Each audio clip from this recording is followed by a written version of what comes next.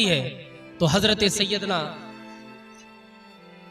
अली बिन अब्दुल हमीद फरमाते हैं कि आप परेशान मत होइए, हम आपसे मुलाकात करेंगे, लेकिन मेरी एक बात सुनो। मैं तुम लोगों से इसलिए बेगाना हो गया हूँ कि जब तुम मेरी बात सुनोगे तो तुम भी बेगाना हो जाओगे।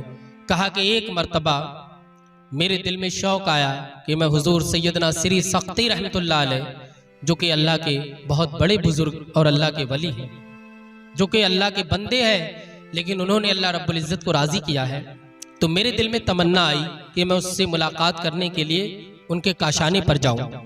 कहा मैंने दूर दराज लंबा सफ़र तय किया और मैं जब उनकी बारगाह में पहुंचा, जब दरवाजे पर पहुंचा तो आपने फरमाया, अली बिन अब्दुल हमीद क्यों आए हो, क्या काम है? तुमने मुझे मेरी इबादत से रोक दिया।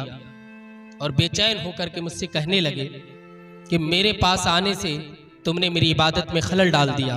और उन्होंने अल्लाह की बारगाह में हाथ उठा दिए और कहा, ऐ मालिक, जिसने मुझे तेरी याद से गाफिल किया है अली बिन अब्दुल हमीद ने, तो इसे दुनिया की मोहब्बत से गाफिल कर दे और इसे अपनी मोहब्बत का जाम पिला दे।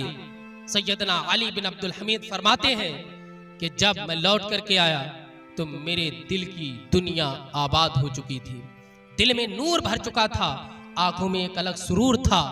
आज मेरे चेहरे से एक अलग रौनक टपक रही थी। कहा मैंने अपने घर वालों को अलविदा कहा और मेरे दिल से मेरे तमाम आइज़ा क़ारिब की मोहब्बत निकल गई और मैं सहराओं में पहुंच गया और अल्लाह पाक की इबादत करने लगा।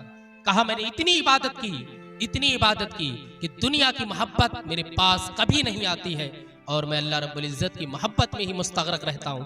मैंने अपने आप को गर्क कर दिया मालिक की मोहब्बत में, इसलिए कि दुनिया की मोहब्बत ये फना होने वाली है और मालिक की मोहब्बत ये हमेशा रहने वाली है। जब हज़रत सैयदना अबू इसहाक़ ने सुना तो आप भी अश्कवार हो गए और हज़रत सैयदना अली बिन अब्दुल हमीद ने अपना ये जब ये किस्सा सुनाया तो आप भी अश्कवार हो गए और रोने लगे। और उनकी आवाज़ में इतना दर्द था, इतनी चुभन और आजिज़ी थी कि आपके आंसू खुद ब खुद निकलने लगे। तो अल्लाह वालों की ये शान हुआ करती है कि वो अपने पास भीड़ नहीं जमा करते हैं। आज बहुत से ऐसे नावाकिफ पीर हैं जो चाहते हैं कि हमारे पास मेला रहे, हमारे पास ज़राए लिफाफे आते रहें, हमारे पास बहुत सारी दौलत जमा हो जाए, लेकिन अल्लाह के मुक़द्दस और अल्लाह के महबूब तरीन बंदे जो हैं वो हमेशा दुनिया से दूर रहते, दुनिया की दौलत से दूर रहते हैं। और ये कौन सी शक्ति हैं जिनकी दुआ हज़रत अली बिन अब्दुल हमीद को लगी है, जो अल्लाह के वली बन गए। इस सिरी सख्ती रहमतुल्लाह अलैह बचपन से ही इनके दिल में अल्लाह का खौफ था। एक मर्तबा एक बच्चा रो रहा था, जो ज़ारो कतार रो रहा था, सिरी सख्ती रहमतुल्लाह अलैह का वहाँ से गुजर हुआ। आपने फरमाया, शहजादे क्यों रो रहे हो? तो उसने कहा, आप मुझे छोड़ करके चले जाओ। हज़रत सिरी सख्ती ने बड़ा इसरार किया, ऐ मेरे बच्चे बता तो, तेरी माँ ने तुझे अजियत दी है, तेरे बाप ने तुझे पीटा है या किसी रिश्तेदार ने तुझे मारा? बच्चा कह रहा है, आप चले जाए, आप चले जाए, मैं बड़ा गमगीन हूँ। तो सिरी सख्ती रहमतुल्लाह अलैह ने थोड़ा जोर दिया और कहा, बेटे मुझे परेशान होने की बात तो बता।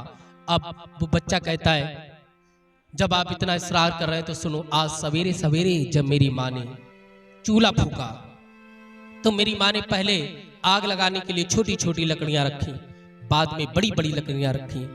कहा मैंने अपनी अम्मी जान से, अय अम्मी जान, आपने छोटी छोटी लकड़ियां क्यों रखी हैं, बाद में बड़ी बड़ी लकड़ियां रखी हैं? तो मेरी माँ ने एक ऐसा जुमला बोला कि मेरे कलेजे को चीर गया। कहा क्या जुमला था? तो बच्चे ने कहा, मेरी माँ ने कहा कि जब हम चूल्हे को आग लगाते हैं, हम आग को तेज करना चाहते हैं तो पहले छोटी छोटी लकड़ियां रखते हैं, बाद में बड़ी बड़ी लकड़ियां रखते हैं।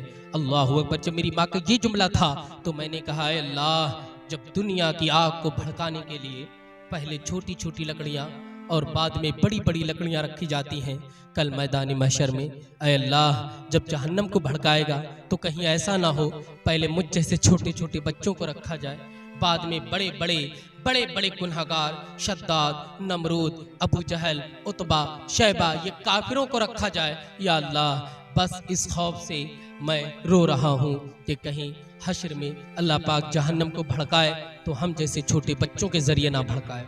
अल्लाह अकबर।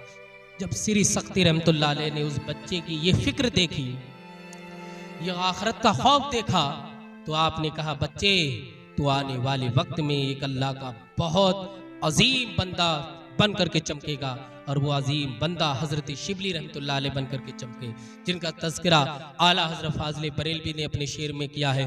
बहरे शिबली शेर हक, दुनिया के कुत्तों से बचा, एक कारा कब्दे वाहिद बेरिया के वास्ते। तो ये अल्लाह वालों की शान है कि जब दुआ देते हैं तो इंसान की जिंदगी में निखार आ जाता है, सुकून आ जाता है। तो कभी दुआ से पीछे मत हटो, दुआ को कबूल करने वाली ज़ात अल्लाह पाक की है। जितना आज हम लोगों से मांगने में वक्त ज़ाय कर देते हैं, अगर इतना वक्त मालिक हकीकी से मांगने में लगा दें और दिल और दिमाग सब अपने रब की तरफ लगाएं, तो इंशाअल्लाहुल अज़ीज़ दुनिया की भी दौलत और दीन की भी दौलत हमारे पास आएगी। उसके लिए ज़रूरी है कि हम गुनाहों से बचें। आज हम गुनाह पे गुनाह करते जा रहे हैं और हमें तमन्ना ये होती है कि हमें दीन और दुनिया की दौलतें भी मिलती जाए। मेरे भाई, जब एक दुनिया का कानून होता है, उसके तहत आप जिंदगी गुजारो, तभी आपको करार और सुकून आएगा। अगर आपने किसी के साथ बुरा किया तो कानूनन आप मुजरिम हैं और आपको सजा दी जाएगी। आपने चोरी की तो सजा दी जाएगी। ऐसे ही शरीयत के कानून है कि आपने चुगली की, गीबत की, बुराई की, बदी की, तो आपकी इबादत रद्द कर दी जाती है, आपकी दुआ रद्द कर दी जाती है। आपने अपने भाई का हक मारा तो आपकी दुआ रद्द कर दी गई। आपने बड़े पर तंज किया, किसी को गाली दी, आज गाली को फैशन बना लिया गया। लोग बात बात में झूठ और गाली दे देते हैं, झूठ बोल देते हैं। जब ये सारे गुनाह हम कर रहे हैं और उनके मुर्तकिब हैं, तो मुझे बताओ क्या हमारी दुआएं कबूल होंगी? यकीनन कबूल नहीं होगी। पहले अपने आप को गुनाहों से पाक कर दो, फिर अल्लाह की बारगाह में जो दुआ मांगोगे आपकी दुआ कबूल होगी। दुआ जरूर कबूल होती है। 70 माओं से ज्यादा मोहब्बत करने वाली जात अल्लाह पाक की है। जो रब इतनी मोहब्बत करता हो वो हमारी दुआएं जरूर कबूल करेगा। अल्लाह रब्बुल इज्जत की बारगाह में दुआ है कि हमें नबी के वसीले से नबी पे दुरूद पढ़ करके दुआ करने की तौफीक अता फरमाए। क्योंकि जब हम अपने नबी पे दुरूद पढ़ते हैं ना, तो हमारे दिल को करार आता है, सुकून मिलता है, और अल्लाह रब्बुल इज्जत हमारी दुआ को भी कबूल फरमाता है।